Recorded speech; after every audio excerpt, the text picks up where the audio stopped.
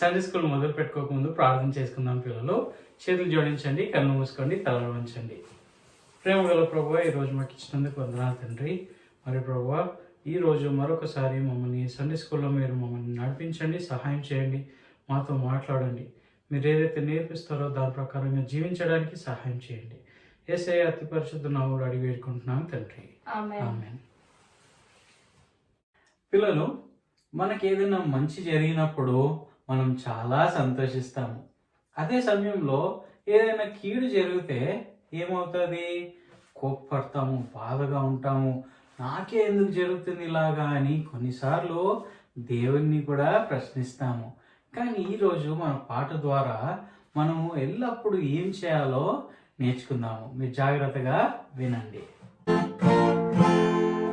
వందనాలు స్తుతులు చెల్లింతుము, ప్రభు యేసు నాథునికే స్తోత్రము. వందనాలు స్తుతులు చెల్లింతుము, ప్రభు యేసు నాథునికే స్తోత్రము. ఆనందంలోన ఆశ్చర్యంలోన, ఆనందంలోన ఆశ్చర్యంలోన, అన్నిటిలోన ఎల్లప్పుడూ వందనాలు స్తుతులు చెల్లింతుము. అన్నిటిలోన ఎల్లప్పుడూ వందనాలు స్తుతులు చెల్లింతుము. వందనాలు స్తుతులు చెల్లింతుము, ప్రభు యేసు నాథునికే స్తోత్రము. వందనాలు స్తుతులు చెల్లింతుము, ప్రభు యేసు నాథునికే స్తోత్రము. బాధలలోన వేదనలోన, బాధలలోన వేదనలోన, అన్నిటిలోన ఎల్లప్పుడూ వందనాలు స్తుతులు చెల్లింతుము. అన్నిటిలోన ఎల్లప్పుడూ వందనాలు స్తుతులు చెల్లింతుము. వందనాలు స్తుతులు చెల్లింతుము, ప్రభు యేసు నాథునికే స్తోత్రము. వందనాలు స్తుతులు చెల్లింతుము, ప్రభు యేసు నాథునికే స్తోత్రము. పిల్లలు, పాట యొక్క అర్థాన్ని వివరిస్తాను, జాగ్రత్తగా వినండి. వందనాలు స్తుతులు చెల్లింతుము, ప్రభు యేసు నాథునికే స్తోత్రములు. వందనాలు స్తుతులు స్తోత్రాలు ఇవన్నిటికీ ఎవరు అర్హులు? యేసు ప్రభు మాత్రమే అర్హుడు. మరి మొదటి చరణము, ఆనందంలోన ఆశ్చర్యంలోన అన్నిటిలోన ఎల్లప్పుడూ వందనాలు స్తుతులు చెల్లింతుము. మరి ఆనందంలోన ఆశ్చర్యంలోన అంటే సంతోషంగా ఉన్నప్పుడు, ఏదైనా ఆశ్చర్యకరమైన విషయం ఏదైనా జరిగినప్పుడు అప్పుడు కూడా యేసు ప్రభులో ఆనందిస్తాము. అది సులువే కదా, అందరికీ సులువే. మరి రెండో చరణం, బాధలలోన వేదనలోన. బాధలోనైనా వేదనలో ఉన్నప్పటికైనా అలాంటి కష్ట సమయంలో కూడా ఏం చేయాలంట? యేసు ప్రభుని స్తుతిస్తూ ఆయనకి కృతజ్ఞత చెల్లించాలి. ఈ 2020 సంవత్సరము అందరికీ నేర్పించింది కదా. బాధల్లో కష్టాల్లో ఉన్నాము, అందరూ సమస్యలు గుండా వెళ్ళారు. ఎవ్వరు కూడా మాకు అసలు ఎలాంటి ఇబ్బంది లేకుండే అని చెప్పలేరు. ప్రతి ఒక్కరికి ఏదో ఒక రకంగా ఇబ్బందులు, కష్టాలు, ఎన్నో సమస్యలు వచ్చాయి. కానీ ఆ సమస్యలు గుండా దేవుడు మనల్ని చూసుకున్నాడు కాబట్టి ఈ రోజుకి మనం ఇంకా సజీవులుగా ఉన్నాము. అయితే నీ హృదయంలో యేసుప్రభు ఉన్నట్లయితే నువ్వు దేవుని పట్ల కృతజ్ఞత కలిగి జీవించాలని దేవుడు ఆశిస్తున్నాడు. ఎల్లప్పుడూ ఉట్టి మంచి జరిగి సంతోషంగా ఉన్నప్పుడే కాదు, కానీ ప్రతి ఒక్క విషయంలో, ప్రతి ఒక్క సమస్యలో, ఎలాంటి పరిస్థితుల్లో ఉన్నా దేవునికి కృతజ్ఞత చెల్లిస్తూ ఆనందంగా సంతోషంగా ఉండాలి. మరి నీ హృదయంలో యేసుప్రభు లేనట్లయితే ఆయన సంతోషం నీలో లేదు కాబట్టి నువ్వు ఆనందంగా ఉండలేవు. అయితే పిల్లలు, పాటని ఇంకొకసారి పాడతాము, మీరు జాగ్రత్తగా విని నేర్చుకోవడానికి ప్రయత్నించండి. వందనాలు స్తుతులు చెల్లింతుము, ప్రభు యేసు నాథునికే స్తోత్రము. వందనాలు స్తుతులు చెల్లింతుము, ప్రభు యేసు నాథునికే స్తోత్రము. ఆనందంలోన ఆశ్చర్యంలోన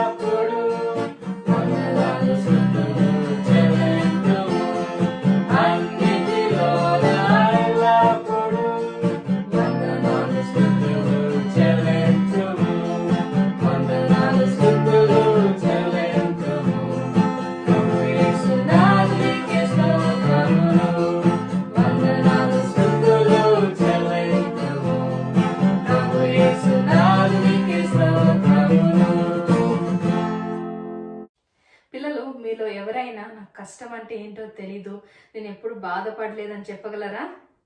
బాధ కష్టం వచ్చినప్పుడు ఏమనిపిస్తుంది? చాలా కోపం వస్తుంది కదా. దేవుని మీద కోపడతాము, మనుషుల మీద కూడా కోపడతాము. కానీ దేవుని వాక్యంలో ఏముందో, మనం ఏం చేయాలి, ఎలా ఉండాలనే విషయాన్ని మనము మన కట్టత వాక్యంలో నుండి నేర్చుకుందాం. 1 తెస్సలోనిక 5:18 ప్రతి విషయమునందును కృతజ్ఞతాస్తుతులు చెల్లించుడి. 1 తెస్సలోనిక 5:18. పిల్లలు, నేను దేవుని వాక్యం బైబిల్ నుండి మన కంఠత వాక్యాన్ని చదివాను. మన కంఠత వాక్యం క్రొత్త నిబంధనలో వ్రాయబడి ఉంది. 1 తెస్సలోనిక అపోస్తులుడైన పౌలు రాసిన పత్రిక. మన కంఠత వాక్యాన్ని మనము యాక్షన్ ద్వారా నేర్చుకుందాం. పిల్లలు, నా వెనుక మీరు చేయండి. 1 తెస్సలోనిక 5:18 ప్రతి విషయమునందును కృతజ్ఞతాస్తుతులు చెల్లించుడి. 1 తెస్సలోనిక 5:18. మరోసారి మనం చెప్పుకుందాం పిల్లలు, నా వెనక మీరు చెప్పండి. 1 తెస్సలోనిక 5:18 ప్రతి విషయమునందును కృతజ్ఞతాస్తుతులు చెల్లించుడి. 1 తెస్సలోనిక 5:18. పిల్లలు, ప్రతి విషయమునందును అంటే ప్రతి సందర్భంలో, కష్టంలో ఉన్నప్పుడు, ఆనందంగా ఉన్నప్పుడు, బాధలో ఉన్నప్పుడు, నీవు ఒంటరిగా అనిపించినప్పుడు, లేదా అమ్మకైనా నాన్నకైనా ఉద్యోగం లేనప్పుడు, ఇంట్లో ఎవరికైనా అనారోగ్యంగా ఉన్నప్పుడు, అన్ని పరిస్థితుల్లోనూ ఏం చేయాలంట? ప్రతి విషయమునందును కృతజ్ఞతాస్తుతులు అంటే నువ్వు కృతజ్ఞతాస్తుతులు, దేవునికి స్తోత్రం చెల్లించాలంట. అది చాలా సులువు కదా. సంతోషంగా ఉన్నప్పుడు చాలా సులువు, కానీ కష్టంలో, బాధలో ఉన్నప్పుడు, ఇంట్లో తినడానికి లేనప్పుడు, లేదా ఒకవేళ అమ్మ నాన్నకు ఉద్యోగం పోయినప్పుడు, ఎవరికైనా అనారోగ్యంతో వాళ్ళు కష్టపడుతున్నప్పుడు కృతజ్ఞతాస్తుతులు చెల్లించడం చాలా సులువా? లేదు పిల్లలు. అయినప్పటికీ దేవుడే తన వాక్యంలో మనకి ఏం నేర్పిస్తున్నాడు? ప్రతి సందర్భంలో, ప్రతి విషయంలో, అన్ని పరిస్థితుల్లో నీవు కృతజ్ఞతాస్తుతులు చెల్లించాలని దేవుడు ఆశిస్తున్నాడు. అది ఎప్పుడు సాధ్యమవుతుంది? యేసు ప్రభుని హృదయంలో ఉన్నట్లయితే నీవు కృతజ్ఞతాస్తుతులు చెల్లించాలని దేవుడు ఆశిస్తున్నాడు. దేవుని యందు ఆనందిస్తూ, దేవునిలో సంతోషిస్తూ, ప్రతి సందర్భంలో నీవు సంతోషంగా కృతజ్ఞతాస్తుతులు చెల్లిస్తూ ఉండాలి. యేసు ప్రభుని హృదయంలో లేనట్లయితే నువ్వు అలాగూ ఉండలేవు. కాబట్టి నువ్వు యేసు ప్రభుని నీ హృదయంలోకి రమ్మని నీవు అడగాలి. అప్పుడు నీవు కూడా అన్ని పరిస్థితుల్లో దేవుని సహాయంతో కృతజ్ఞతాస్తుతులు చెల్లిస్తూ జీవించగలవు. పిల్లలు, మన కట్టత వాక్యాన్ని మనం మరోసారి చెప్పుకుందాం. 1 తెస్సలోనిక 5:18 ప్రతి విషయమునందును కృతజ్ఞతాస్తుతులు చెల్లించుడి. 1 తెస్సలోనిక 5:18. మరోసారి మనం చెప్పుకుందామా? 1 తెస్సలోనిక 5:18 ప్రతి విషయమునందును కృతజ్ఞతాస్తుతులు చెల్లించుడి. 1 తెస్సలోనిక 5:18. పిల్లలు, ఒకవేళ ఇప్పుడు నీవు చాలా బాధలో ఉన్నట్లయితే లేచి నిలబడి, నేను ఈ పరిస్థితిలో కూడా సంతోషంగా ఉంటాను అని నీవు నిర్ణయించుకొని కంఠత వాక్యాన్ని చెప్పు. 1 తెస్సలోనిక 5:18 ప్రతి విషయమునందును కృతజ్ఞతాస్తుతులు చెల్లించుడి. 1 తెస్సలోనిక 5:18. పిల్లలు, ఒకవేళ నీవు ఇప్పుడు అనారోగ్యంతో కష్టపడుతున్నట్లయితే, లేదా ఇంట్లో ఎవరికైనా అనారోగ్యం ఉన్నట్లయితే లేచి నిలబడి నాతో పాటు, లేదు నేను సంతోషంగా ఉంటాను, దేవునిలో ఆనందిస్తానని తీర్మానం చేసుకొని నాతో పాటు కంఠత వాక్యాన్ని చెప్పు. 1 తెస్సలోనిక 5:18 ప్రతి విషయమునందును కృతజ్ఞతాస్తుతులు చెల్లించుడి. 1 తెస్సలోనిక 5:18. ఒకవేళ అమ్మకైనా నాన్నకైనా ఉద్యోగం లేనట్లయితే, లేదా ఏదైనా కష్టంలో ఉన్నట్లయితే, మీరు ఈ సందర్భంలో కూడా నేను సంతోషంగా దేవునిలో ఉంటాను, కృతజ్ఞతాస్తుతులు చెల్లిస్తానని ఆ తీర్మానంతో లేచి నిలబడి నాతో కంఠత వాక్యాన్ని చెప్పు. 1 తెస్సలోనిక 5:18 ప్రతి విషయమునందును కృతజ్ఞతాస్తుతులు చెల్లించుడి. 1 తెస్సలోనిక 5:18. ఇప్పుడు చివరిసారిగా అందరం కలిసి అన్ని సందర్భాల్లో, ప్రతి పరిస్థితిలో నేను సంతోషంగా దేవునిలో కృతజ్ఞతాస్తుతులు చెల్లించి జీవిస్తాననే తీర్మానం తీసుకొని మన కంఠత వాక్యాన్ని మనము చెప్పుకుందాం. 1 తెస్సలోనిక 5:18 ప్రతి విషయమునందును కృతజ్ఞతాస్తుతులు చెల్లించుడి. 1 తెస్సలోనిక 5:18. Very good. పిల్లలు, మన లెసన్ వినక ముందు ప్రార్థన చేసి దేవుని మనతో మాట్లాడమని అడుక్కుందాము. చేతులు జోడించండి, కన్ను మూసుకోండి, తలలు వంచండి, ప్రార్థన చేసుకుందాము. ప్రేమ గల ప్రభువా, ఈరోజు మాకు ఇచ్చినందుకు వందనాలు తండ్రి. మరి ప్రభువా, మీరు మాతో మాట్లాడమని మేము బ్రతిమలాడుకుంటున్నాము. మీరు ఏదైతే మాట్లాడతారో దాని ప్రకారంగా మేము జీవించడానికి సహాయం చేయండి. యేసయ్య నామములో అడిగి పెట్టుకుంటున్నాం తండ్రి. ఆమెన్. పిల్లలు, స్లోవేకియా అనే దేశం ఎక్కడుందో మీకు తెలుసా? యూరోప్లో ఉంది. ఈ స్లోవేకియా అనే స్థలంలో చాలా పేదవాళ్ళు ఉండేవారన్నమాట. అక్కడ ఒక రోజు ఒక ఊరిలో ఒక చిన్న బాబు ఏడుస్తూ ఉన్నాడు. ఆ ఏడుపు స్వరాలు విని ఆ ఊర్లో ఉన్న వాళ్ళందరూ అక్కడికి వచ్చారనమాట. అక్కడికి వచ్చి చూసినప్పుడు ఆ చిన్న బాబు పక్కన తన తల్లి చలికి తట్టుకోలేక చనిపోయింది.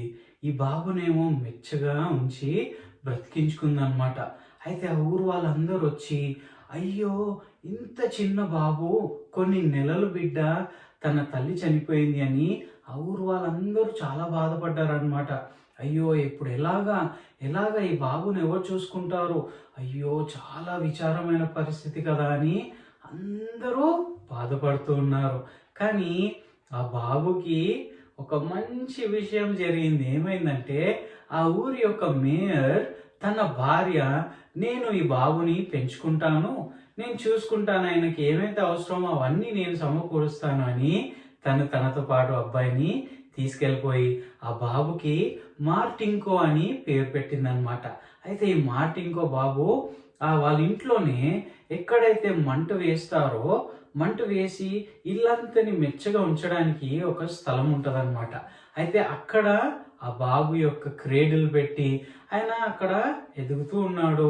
వీళ్ళు మంచిగా భోజనాలు పెడుతున్నారు, అన్నీ చూసుకుంటున్నారు, బట్టలు ఇస్తున్నారు, అన్నీ సమకూరుస్తున్నారు అనమాట. ఆ మేయర్ యొక్క భార్య మార్టింకోని చాలా ఇష్టపడింది. ఎందుకంటే మార్టింకో అస్సలు అల్లరి చేసేవాడు కాదు, ఎలాంటి బాధ కష్టం ఏంటి ఇబ్బంది కూడా పెట్టేవాడు కాదనమాట.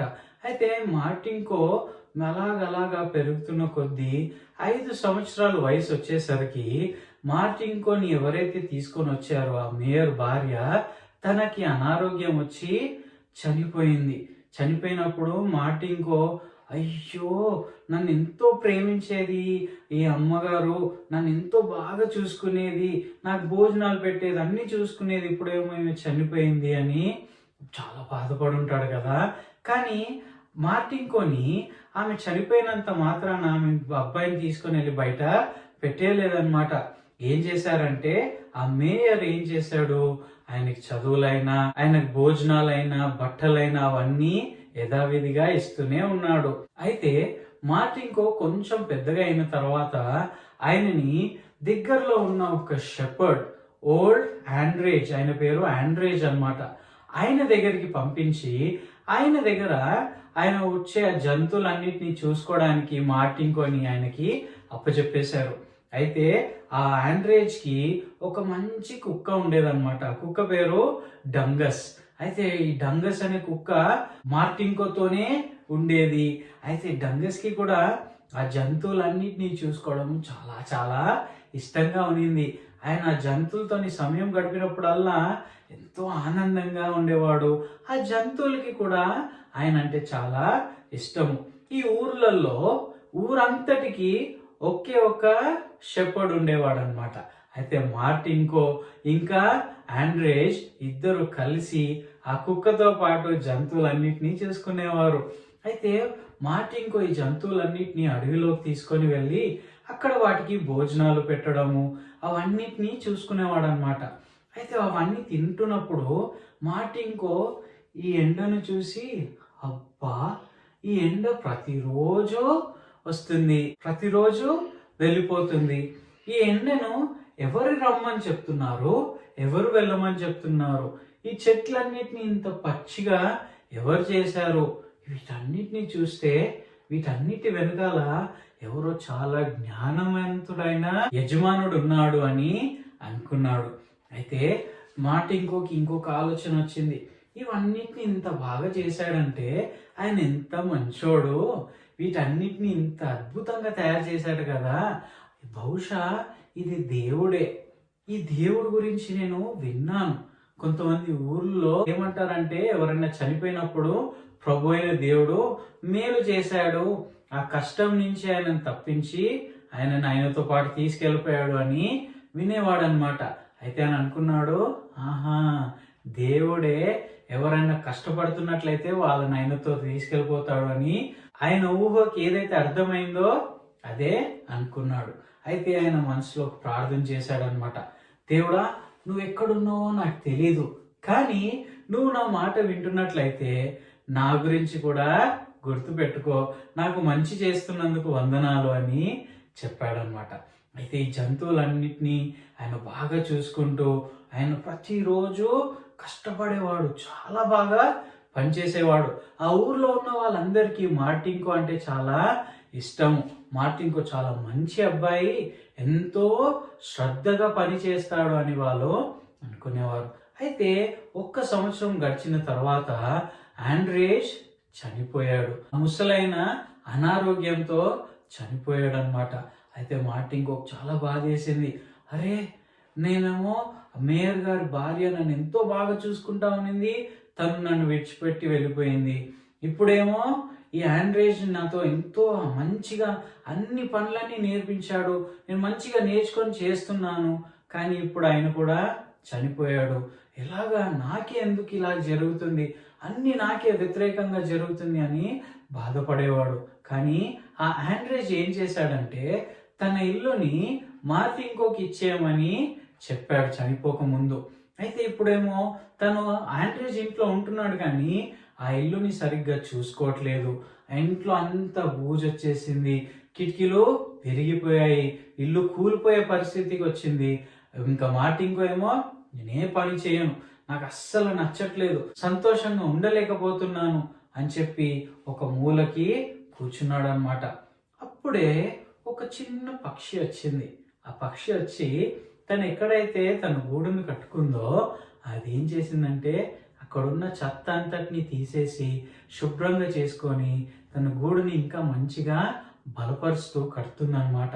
అప్పుడు మార్టింకో అనుకున్నాడు, అరే రే రే, నేను ఎంత తప్పు చేశాను, నాకు మంచి ఇల్లు ఉంది, దీన్ని నేను బాగా చేసుకుంటే నేను సంతోషంగా ఉండగలను అని చెప్పి మార్టింకో ఏం చేశాడో తెలుసా, వెంటనే లెగ్సి ఇల్లంతా ఊడడం మొదలు పెట్టాడు, ఆ కిటికీలన్నింటినీ బాగు చేయడం మొదలు పెట్టాడు. మార్టింకోని కష్టపడడం చూసి చుట్టుపక్కల ఉన్న వాళ్ళు, మార్టింకో అంటే చాలా ఇష్టం కదా కొంతమందికి, వాళ్ళు కూడా వచ్చి మార్టింకోకి సహాయం చేశారు. కొంతమంది వచ్చి తన రూఫ్ అంతటినీ రిపేర్ చేసేసారు, ఇంకా కొంతమంది వచ్చి ఇల్లంతా పెయింటింగ్ వేసేసారు. అప్పో, మార్టింకో వీళ్ళందరూ నా కోసమే చేస్తున్నారు అని చాలా సంతోషించాడు. నాకు ఎవరో సహాయం చేస్తున్నారు, దేవుడే బహుశా సహాయం చేస్తున్నాడు అని అనుకున్నాడు. కానీ మార్టింకోకి అసలు దేవుడు అంటే ఎవరో తెలీదు, చాలా బాధపడేవాడు అనమాట. నాకు ఎవ్వరు చెప్పలేదేంటి దేవుడి గురించి, వీళ్ళందరికీ తెలుసు కదా. అయితే ఒకరోజు మార్టింకో ఏమన్నాడంటే, నేను మీతో పాటు చర్చ్కి వస్తాను అని అడిగాడు. అప్పుడు వాళ్ళందరూ అన్నారు, అయ్యయ్యో, నువ్వు చర్చ్కి రాలేవు, నీకు చదువు రాదు, నీకు సరైన బట్టలు లేవు, నువ్వు చర్చ్కి రాలేవు అబ్బా, నువ్వు రాలేవు, వెళ్ళు, నువ్వు జంతువులు చూసుకోవడమే నీ పని అని చెప్పి పంపించేశారు. అయితే మార్టింకో ఒకరోజు జంతువులన్నింటినీ చూసుకుంటున్నప్పుడు తన గొర్రెపిల్ల వెళ్ళి ఒక చిన్న గుంతలో పడిపోయిందనమాట. పడిపోయినప్పుడు ఆ గొర్రెపిల్ల బయటికి రాలేనప్పుడు మార్టింకో తన ప్రాణాలను అడ్డేసి వెళ్ళి ఆ గొర్రెపిల్లని బయటికి తీసుకొని వచ్చాడు. తీసుకొని వస్తున్నప్పుడు కొంతమంది స్త్రీలు మార్టింకోని చూసి, ఇది యేసు ప్రభు ఒక మంచి కాపరి గురించి చెప్పిన కథలాగానే ఉంది అని అన్నప్పుడు, యేసు ప్రభు ఎవరు, ఈ మంచి కాపరి ఎవరు, నాకు తెలుసుకోవాలని ఉంది అని అనుకున్నాడు. చర్చ్కి వెళ్ళాలని ఆశిస్తున్నాడు, కానీ ఎవ్వరు కూడా ఆయనకి చర్చ్కి రావడానికి అనుమతించట్లేదు, ఎవ్వరు కూడా ఆయనకి దేవుని గురించి చెప్పట్లేదు. అయితే మార్టింకో చాలా బాధపడేవాడు, కానీ దేవుడు మాత్రం ఆయనని ఎన్నడూ విడిచిపెట్టలేదు, ఆయన జీవితంలో పని చేస్తూనే ఉన్నాడు. అయితే ఒక్కరోజు మార్టింకో చల్లటి దినము సాయంత్రంలో ఆయన వెళ్ళి ఆ జంతువులన్నింటినీ చూసుకుంటున్నప్పుడు అక్కడికి ఆ ఊరికి ఒక పాస్టర్ వచ్చాడు. ఆ పాస్టర్ వస్తున్నప్పుడు మంచిగా యవనస్తుడు, మంచిగా డ్రెస్ అయి ఉన్నాడు. అప్పుడు మార్టింకో ఆ పాస్టర్ని చూసి, మీరెవరండి అని అంటే, ఆ పాస్టర్ అన్నాడు, నేను ఊరికి వెళ్తున్నాను, నేను ఒక పాస్టర్ని మెసేజ్ ఇవ్వడానికి వెళ్తున్నాను అని అంటే, మెసేజ్ ఇవ్వడానికా, నాకు ఇవ్వండి ప్లీజ్, నాకు కొంచెం మెసేజ్ ఇవ్వండి, నాకు కొంచెం చెప్పండి, దేవుని గురించి చెప్పండి, నేను ఇప్పటివరకు ఎప్పుడు మెసేజ్ వినలేదు, దయచేసి నన్ను కనికరించి నాకు మెసేజ్ చెప్తారా ప్లీజ్ ప్లీజ్ ప్లీజ్ అని అడిగితే ఆ పాస్టర్ అనుకున్నాడు, అయ్యయ్యో పాపం బాబు, నీకు దేవుని గురించి తెలీదా, అసలు ఏమి తెలీదా అంటే నాకెవ్వరు చెప్పట్లేదు, దేవుని గురించి చెప్పట్లేదు, యేసు ప్రభు అని అంటారు, ఆ యేసు ప్రభు గురించి కూడా చెప్పట్లేదు అని చాలా బాధపడ్డాడు మార్టిన్కో. అయితే ఆ పాస్టర్ అన్నాడు, ఏం దిగులు పడకు, నేను చూసుకుంటాను, నేను చెప్తాను నీకు యేసు ప్రభు గురించి అని చెప్పి యేసు ప్రభు ఎవరు, ఈ లోకానికి ఎందుకు వచ్చాడో అన్ని విషయాలు మార్టిన్కోకి ఆ పాస్టర్ చెప్పాడనమాట. ఇప్పుడు మార్టిన్కో అనుకున్నాడు, అయ్యో యేసు ప్రభు నా బదులుగా నా శిక్ష తీసుకున్నాడా అని చెప్పి ఏడుస్తూనే ఉన్నాడు. అయితే ఆ పాస్టర్ ఏమో మార్టిన్కో అని, ఆగాగు విను విను, యేసు ప్రభు చనిపోయి అలాగే ఉండిపోలేదు, మళ్ళా తిరిగి లేచాడు, మళ్ళా రాబోతున్నాడు, ఆయన బిడ్డలను ఆయనతో పాటు పరలోకానికి ఒక అందమైన స్థలానికి తీసుకెళ్ళబోతున్నాడు అని అన్న వెంటనే మార్టిన్కో, యాహూ నేను రెడీగా ఉండాలి, నేను కూడా వెళ్ళాలంటే ఏం చేయాలి అని అంటే అప్పుడు ఆ పాస్టర్ మార్టిన్కోని యేసు ప్రభుని ఎలా ఆయన సొంత రక్షకునిగా అంగీకరించాలో ఆయనకి చెప్పాడనమాట. అయితే మార్టిన్కో ఏమో యేసు ప్రభుని తన హృదయంలోకి చేర్చుకున్నాడు. అందరితో ఇంకా సంతోషంగా ఎల్లప్పుడూ ఆనందంగా ఉండేవాడు, ఏ పని చేసినా సంతోషంగా చేసేవాడు.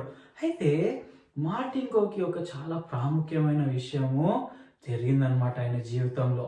ఆయనలాగే ఇంకొక చిన్న కుర్రోడి తల్లి చనిపోయినాడనమాట. అయితే మార్టిన్కో ఆ మేయర్ దగ్గరికి వెళ్ళి, అయ్యగారు ఈ బాబుని నేను చూసుకోవడానికి అనుమతిస్తారా, నేను ఆ బాబుని చూసుకుంటాను అని చెప్తే జోస్కో అనే ఆ అబ్బాయిని మేయర్ గారు సరే నీ దగ్గరే ఉంచుకోవచ్చు అని చెప్పాడనమాట. ఈ జోస్కో అయితే మంచిగా చదువుకొని ఆయనకు చదవడం వచ్చు, మాట్లాడడము, దేవుని గురించి ఇవన్నీ మంచిగా తెలుసు అనమాట. అయితే మార్టిన్కో అనుకున్నాడు, ఈయనకి చదవడం వచ్చంటే నాకు చదవడం నేర్పించగలడు, నేను నేర్చుకొని నేను కూడా బైబిల్ చదవగలను అని జోస్కోని ఆయనతో పాటే చూసుకొని ఆయనకు భోజనాలు పెట్టి అన్ని మంచిగా చూసుకునేవాడు అనమాట. అయితే జోస్కో కూడా ఆయనకి వీలైనంత మార్టిన్కోకి ఆల్ఫబెట్స్ అన్ని నేర్పించి ఆయన కూడా నేర్చుకోవడానికి సహాయం చేశాడు. అయితే మార్టిన్కో మెల్లిమెల్లిగా బైబిల్ చదవడం కూడా నేర్చేసుకున్నాడు. మార్టిన్కో ప్రతి విషయంలో ఆనందంగా ఉండేవాడు అనమాట. మార్టిన్కోని వాళ్ళ స్కూల్కి చేర్చడానికి కూడా పర్మిషన్ దొరికింది. కానీ మార్టిన్కో స్కూల్కి కొన్ని రోజులు, పనికి కొన్ని రోజులు వెళ్ళాల్సి వచ్చేది. జోస్కో కూడా భోజనాలు అట్లాంటి వాటి అన్నిటి కోసము ఒక ఇంట్లో పని చేయాల్సి వచ్చేది. అయితే జోస్కో ఏం చేసాడంటే ఒకరోజు అక్కడ పని చేస్తూ ఎక్కడైతే ఇంట్లో ఉన్నాడో వాళ్ళు అక్కడే ఉంచేశారనమాట. అయితే జోస్కో వచ్చి మార్టిన్కోకి సహాయం చేయలేని పక్షాన మార్టిన్కో జంతువులన్నిటినీ తీసుకొని రావాల్సినప్పుడు ఆయన ఊరికి వచ్చిన తర్వాత ఒక్క గొర్రెపిల్ల లేదు. అయ్యో ఈ గొర్రెపిల్ల ఏది, అయ్యయ్యో అనుకొని చూస్తున్నాడు. ఆ గొర్రెపిల్ల ఏమో పోయి ఆయన అంటే ఇష్టం లేని ఒక అమ్మాయికి చెందిందనమాట. ఆమెమో మార్టిన్కోని ఎల్లప్పుడూ తిట్టేది, ఎప్పుడు కోప్పడేది, నువ్వు చాలా పనికిరాని వాడివి, నువ్వు ఎప్పుడు ఇట్లాంటి పనులే చేస్తావు అని తిడతా ఉండేదన్నమాట. అయితే మార్టిన్కో ఆమె తిట్టే తిట్లు గురించి బాధపడలేదు, కానీ ఈ జంతువు పాపం ఎక్కడో ఉండిపోయింది అని చెప్పి మార్టిన్కో మళ్ళా వెళ్ళి వెతుక్కుంటూ ఆ గొర్రెపిల్లను చూస్తూ ఉన్నాడు అనమాట. ఎక్కడుందబ్బా, ఇక్కడుందా, అక్కడుందా, ఎక్కడో చూశాను అని చెప్పి వెతుక్కుంటూ వెళ్ళాడు. కానీ ఎక్కడ దొరకట్లేదు. చాలా దూరం ఎక్కడి వరకైతే వెళ్ళాడో అదంతా తిరుక్కుంటూ చూశాడు. కొంచెం సమయం తర్వాత మే మే అని ఆ గొర్రెపిల్ల శబ్దం వినిపిస్తుంది. అప్పుడు ఆయన అక్కడికి వెళ్ళి చూస్తే అదొక బుషెస్లో ఇరుక్కుందనమాట. ఇప్పుడు మార్టిన్కో దాన్ని తీయాలన్నట్లయితే అక్కడి నుంచి కిందికి దిగాలి. ఒకవేళ సరిగ్గా దిగకపోతే కింద పడిపోయి చనిపోయే అవకాశం కూడా ఉందన్నమాట. అయితే మార్టిన్కోకి ఆ సమయంలో ఏం గుర్తొచ్చిందో తెలుసా? ఆహా, లూకా 19:10 ఇదేనేమో, నశించిన దానిని వెతికి రక్షించుటకు మనుష్య కుమారుడు ఈ లోకానికి వచ్చాడు అని ఆ వచనం ఆయనకి గుర్తొచ్చి, నన్ను వెతికి రక్షించడానికి యేసు ప్రభు వచ్చాడు అనే విషయాన్ని తెలుసుకున్నాడు. ఆయనకు జ్ఞాపకం వచ్చింది, దేవుని పట్ల కృతజ్ఞత పెరిగింది.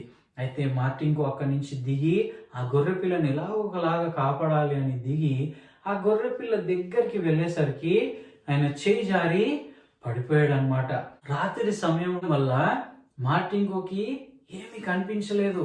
ఆయనకి ఆఖరిది ఏం గుర్తుందంటే ఆ గొర్రె పిల్ల ఆయన దగ్గరే ఉంది, కానీ ఆయన దానికి అందుకోలేకపోతున్నాడు. ఆయనకు కళ్ళు తిరిగి అక్కడే పడిపోయాడు అనమాట.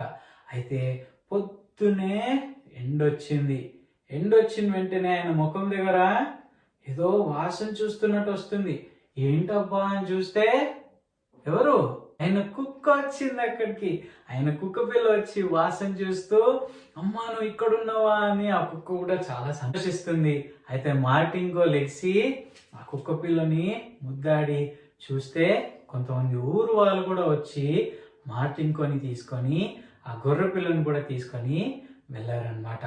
మార్టిన్కో ఆ గొర్రె పిల్లని ఎవరైతే యజమానురాలు ఉన్నారో ఆవిడికి ఆమె గొర్రె పిల్లని ఇచ్చేసినప్పుడు ఆయన కూడా ఆమె సంతోషించలేదు, తిడుతూనే ఉంది. అంతేకాకుండా వేరే వాళ్ళేమో నువ్వు చాలా ఆలస్యంగా వచ్చావు, మా జంతువుల్ని ఇంకా తీసుకెళ్ళలేదు అని తిడుతూ ఉన్నారు. అసలు మార్టిన్కో మామూలు పరిస్థితిలో ఉన్నాడా? లేదు కదా.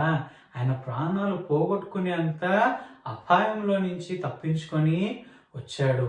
అప్పుడు మార్టిన్కోకి బైబిల్లో చదివిన ఇంకొక విషయం గుర్తొచ్చింది. ఏంటంటే యేసు ప్రభుని ఎలాగా మనుషులు ఉమ్ము వేసి ఆయనను అవమానపరిచారో ఆ విషయం ఆయన గుర్తొచ్చి, దేవుడే అంత కష్టపడినప్పుడు నేను ఆ మాత్రం కష్టపడలేనా అని అనుకొని తనను తాను ప్రోత్సహించుకున్నాడు అనమాట. అయితే మార్టిన్కో ఇవన్నీ జరిగినప్పుడు కూడా ఆనందంగా, సంతోషంగా, కృతజ్ఞతతో ఉండేవాడు. మరి పిల్లలు, నీ హృదయంలో యేసుప్రభు ఉన్నట్లయితే నువ్వు అనుదినము ప్రతి ఒక్క పరిస్థితిలో ఆనందంగా ఉండాలని దేవుడు ఆశిస్తున్నాడు. అది ఎలాంటి పరిస్థితి అయినా ఉండొచ్చు, కానీ దేవుడు నువ్వు ఆనందంగా ఉండాలని ఆశిస్తున్నాడు. ఒకవేళ నీకు అనారోగ్యంగా ఉంది, నువ్వు చాలా కష్టమైన పరిస్థితిలో ఉన్నావు, మీ ఇంట్లో ఆధిక్య సహాయం లేకుండా మీరు కష్టపడుతుండొచ్చు, మీ నాన్నగారు ఉద్యోగం పోయి ఉండొచ్చు, మమ్మీకి అనారోగ్యంగా ఉండొచ్చు, ఎలాంటి పరిస్థితుల్లోనైనా దేవుడు మంచివాడు, నీకు మేలు చేస్తాడు అని నువ్వు గుర్తుంచుకొని కృతజ్ఞతతో జీవించాలి. ఒకవేళ నీ హృదయంలో యేసుప్రభు లేనట్లయితే ఆ నిరీక్షణను నువ్వు పొందలేవు, ఆ ఆనందాన్ని నువ్వు పొందుకోలేవు. అయితే మార్టిన్కో యేసుప్రభు బిడ్డ కాబట్టి ప్రతి విషయంలో ఆనందిస్తూ సంతోషించేవాడు. అయితే మార్టిన్కో ఇంకా జోస్కో అలాగే ప్రతిరోజు పని చేసుకునేవారు, అన్నీ చేసుకునేవారు. మార్టిన్కోని ఒక మంచి వ్యక్తి చాలా ఇష్టపడేవాడు అనమాట. అయితే మార్టిన్కో ఇంకా జోస్కో పడుకొని ఉన్నప్పుడు వాళ్ళు రాత్రి చాలా చల్లేస్తుంది. అయితే మార్టిన్కో ఏం చేశాడు, ఆయన బెడ్షీట్ని కూడా తీసుకొని జోస్కోని కప్పేశాడు అనమాట. జోస్కో ఏమో మంచిగా పడుకొని ఉన్నాడు, మార్టిన్కో వణికిపోతున్నాడు అనమాట. చాలా భయంకరంగా వణికిపోతున్నాడు. ఆయన ప్రార్థన చేసుకుంటున్నాడు మనసులో, బహుశా నేను ఇప్పుడు చనిపోవాల్సిన సమయం వచ్చిందేమో అని అనుకున్నాడు. ఎందుకంటే నన్ను పట్టించుకోవడానికి ఎవరు లేరు. పిల్లలు, కొన్నిసార్లు మీకు అలాగా అనిపించవచ్చు, నన్ను పట్టించుకునే వాళ్ళు ఎవ్వరు లేరు అని నీకు అనిపించవచ్చు. కానీ దేవుడు మార్టిన్కోని ప్రేమించే దేవుడు, నిన్ను కూడా ప్రేమిస్తున్నాడు. ఎందుకో తెలుసా పిల్లలు? ఎందుకంటే దేవుడే నిన్ను సృష్టించాడు కాబట్టి, దేవుడికి నువ్వు అంటే చాలా చాలా ఇష్టము. మరి దేవుడు నిన్ను ప్రేమిస్తున్నాడు కాబట్టి నువ్వు దేవునితో ఉండాలని దేవుడు ఆశిస్తున్నాడు. కానీ నిన్ను దేవుని నుంచి నీ పాపము వేరు చేస్తుంది. దేవుని వాక్యంలో ఏమని రాయబడి ఉందంటే, ఏ భేదం లేదు, అందరూ పాపము చేశారు. అంటే ఈ లోకంలో ఉన్న ప్రతి ఒక్కరు, అంటే నువ్వు కూడానా? అవును, నువ్వు కూడా. మరి నీ పాపము నిన్ను దేవుని నుంచి దూరం చేస్తుంది. ఎందుకంటే అదే పాపం యొక్క శిక్ష. అయితే ఆ శిక్ష నుంచి దేవుడు నిన్ను తప్పించడానికి యేసు ప్రభుని ఈ లోకానికి పంపించాడు. యేసు ప్రభు ఈ లోకానికి వచ్చి అన్ని మనలాగే చేశాడు. నీలాగా నాలాగా అన్నం తిన్నాడు, పడుకున్నాడు, నడిచాడు, అన్ని చేశాడు. కానీ యేసు ప్రభుకి మనకు ఒక వ్యత్యాసం ఉంది. అదేంటంటే మనం పాపం చేశాము, యేసు ప్రభు ఎన్నడూ ఏ పాపము చేయలేదు. ఆయన పాపం చేయలేదు కాబట్టి ఆయన నీ బదులుగా నా బదులుగా నువ్వు నేను పొందవలసిన శిక్ష ఆయన శిలువలో తీసుకున్నాడు. రక్తం కార్చాడు, చనిపోయాడు, సమాధి చేయబడి మళ్ళీ 3వ రోజు తిరిగి లేచి ఈ రోజు కూడా జీవిస్తున్నాడు. ఆయన జీవిస్తున్నాడు కాబట్టి నిన్ను ఆయన బిడ్డగా చేసుకోవాలని ఆశిస్తున్నాడు. అయితే నువ్వు ఆయన బిడ్డ అయినట్లయితే నీకు ఎలాంటి పరిస్థితుల్లోనున్నా, ఎలాంటి కష్టాల్లో ఉన్నా ఆయన నీతో పాటే ఉంటాడు. అయితే మార్టిన్ కోక్ కూడా అదే విషయము గుర్తొచ్చింది. ఆ పాస్టర్ చెప్పిన విషయం కూడా గుర్తొచ్చింది. ఒకవేళ నేను చనిపోయినా పరలోకానికి వెళ్ళిపోతాను అని ఆయనకి గుర్తొచ్చి చాలా వణికిపోతున్నాడు, కష్టపడుతున్నాడు. కానీ దానివల్ల కృతజ్ఞతతో సంతోషిస్తున్నాడు, మాట్లాడుతూ ఉన్నాడు దేవునితో. అయితే ఆయనని ఇష్టపడే వ్యక్తి అన్నాను కదా, ఆయన వచ్చి ఈయన ఎవరితో మాట్లాడుతున్నాడు రా బాబు, చలిలో ఏదేదో పిచ్చెక్కిపోతున్నట్టున్నది అని చెప్పి వచ్చి వెంటనే ఊర్లో దగ్గరలో ఉన్న వాళ్ళందరినీ పిలిచి మార్టిన్కి ఒక అనారోగ్యంగా ఉంది, రండి రండి అని అంటే వాళ్ళందరూ వచ్చి ఎంతో మంచి మంచి ఆకులతోని కొంచెము వేడి చాయ్ లాంటిది చేసి కొంచెం మందులు ఇచ్చి ఆయనను బాగు చేయడానికి ప్రయత్నిస్తున్నారనమాట. కానీ మార్టిన్కో ఏమన్నాడో తెలుసా? లేదు లేదు, మీరేం బాధపడకండి, భయపడకండి, నేను వెళ్ళిపోవాల్సిన సమయము వచ్చింది, నేను నా దేవుని దగ్గరికి వెళ్ళిపోతున్నాను, ఆనందంగా ఆయనతో ఉంటాను, నా గురించి మీరేం బాధపడాల్సిన అవసరం లేదు అని మార్టిన్కో చెప్పాడు. ఆ సమయంలో కూడా, అలాంటి పరిస్థితుల్లో కూడా మార్టిన్కో ఆనందంగా కృతజ్ఞతతో ఉన్నాడు. మరి పిల్లలు, నీ హృదయంలో యేసు ప్రభు ఉన్నట్లయితే నువ్వు కూడా కృతజ్ఞతతో జీవించాలని దేవుడు ఆశిస్తున్నాడు. ఒకవేళ ఈ సంవత్సరం అంతట్లో మనం గుర్తుంచుకున్నట్లయితే ఎన్నో జరిగాయి కదా. ప్రత్యేకంగా ఈ కరోనా వైరస్ వల్ల అయినా కొన్ని ఎక్స్ప్లోజన్స్ అయ్యాయి, ఎన్నో రకరకాల ప్రమాదాలు జరిగాయి. అయితే వాటన్నిటి గుండా కూడా దేవుడు మనల్ని కాచి కాపాడాడు, భద్రపరిచాడు. మరి ఆయనలో ఎవరైతే నమ్మకం ఉంచి సంతోషంగా ఉండాలి, ఆయనపై విశ్వాసం ఉంచి జీవించాలి అని అనుకుంటారో వాళ్ళందరినీ ఆయన ఓదార్చి ధైర్యం ఇచ్చే దేవుడు. మరి ఒకవేళ ఈ క్షణంలో కూడా నువ్వు ఒకవేళ అనారోగ్యంతోనో లేకపోతే ఎలాంటి ఒక పరిస్థితి గుండా నువ్వు వెళ్తున్నట్లయితే మార్టిన్కోలాగా నువ్వు ఆనందించాలని దేవుడు ఆశిస్తున్నాడు. నువ్వు అనుకోవచ్చు, అయ్యో నాకు ఎందుకు ఈ కష్టం వచ్చింది, నాకే ఎందుకు రావాలి, కానీ దేవుడు దాన్ని ఒక కారణం వల్ల అనుమతించాడు అనే విషయాన్ని నువ్వు మర్చిపోవద్దు. ఎప్పుడైనా దేవుడు మనకు మంచే చేస్తాడు, మేలే చేస్తాడు. మరి నీ హృదయంలో యేసుప్రభు లేనట్లయితే ఈ క్షణంలో నువ్వు యేసుప్రభుని నీ హృదయంలోకి రమ్మని అడగొచ్చు. 3 విషయాలు నువ్వు గుర్తుంచుకోవాలి. యేసయ్య నేను పాపిని అని నేను ఒప్పుకుంటున్నాను అని నువ్వు చెప్పాలి. అది నువ్వు ఒప్పుకోవాలి. ఎందుకంటే దేవుని వాక్యంలో ఏమని రాయబడిందని చెప్పినాను? ఏ భేదం లేదో, అందరూ పాపము చేశారు. మరి 2వ విషయము, దేవుడు నీ బదులుగా నీ శిక్షను సిలువలో తీసుకున్నాడు అని నువ్వు నమ్మాలి. యేసయ్య నువ్వు నా శిక్షను తీసుకున్నావని నేను నమ్ముతున్నాను అని నువ్వు చెప్పాలి. 3వది, యేసయ్య నన్ను మీ బిడ్డగా చేసుకోండి అని నువ్వు కోరుకోవాలి. అప్పుడు దేవుడు నీకు ఒక కొత్త శుభ్రమైన జీవితాన్ని ఇస్తాడు. ఆ కొత్త శుభ్రమైన జీవితం నిన్ను మంచి పనులు చేయడానికి సహాయం చేస్తుంది, తప్పు చేయకుండా ఉండడానికి సహాయం చేస్తుంది. ఒకరోజు నిన్ను పరలోకానికి తీసుకెళ్లి అక్కడ నువ్వు దేవునితో ఎల్లప్పుడూ జీవించగలవు. మరి అప్పటిదాకా నువ్వు దేవునిలో ఆనందంగా ఆయన రాకడ కోసం ఎదురు చూస్తూ ఉండగలవు. మరి ఈ క్షణంలో నువ్వు ప్రార్థన చేసి ఆ తీర్మానం తీసుకుంటున్నట్లయితే ఈ రోజు డేట్ రాసుకొని, ఈ రోజు నేను యేసయ్య బిడ్డను అయ్యాను అనే విషయాన్ని నువ్వు నీ డైరీలోనైనా నీ బైబిల్లోనైనా రాసుకోవచ్చు. మరి యేసయ్యకి వందనాలు చెప్దామా? చేతులు జోడించండి, కళ్ళు మూసుకోండి, తలలో ఉంచండి. ప్రేమ గల ప్రభువా, ఈరోజు మాకు ఇచ్చినందుకు వందనాలు తండ్రి. మార్టిన్కో ఎన్నో కష్టాలు గుండా వెళ్ళాడు, కానీ ఆనందంతో కృతజ్ఞతతో అనుదినము జీవించేవాడు. అలాగే మేము కూడా జీవించడానికి మాకు సహాయం చేయండి ప్రభువా. అనుదినము కృతజ్ఞతతో ఆనందంతో మీలో సంతోషిస్తూ జీవించడానికి సహాయం చేయండి.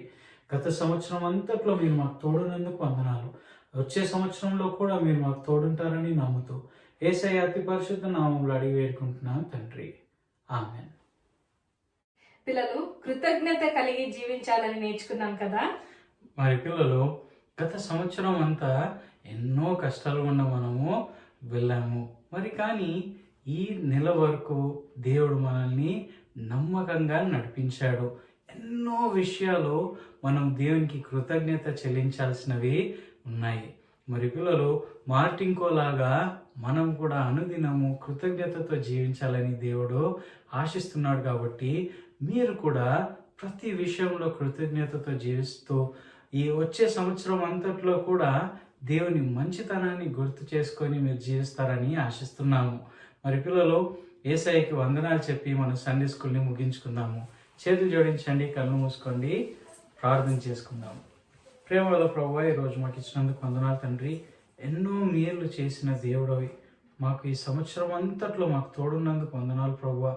మరి రాబోయే సంవత్సరంలో కూడా మీరు మాకు తోడుంటారని నమ్ముతూ యేసయ్య అతి పరిశుద్ధ నామములో అడిగి వేడుకుంటున్నాం తండ్రి. ఆమేన్. Wish you a happy Christ-centered New Year. Bye, పిల్లలు.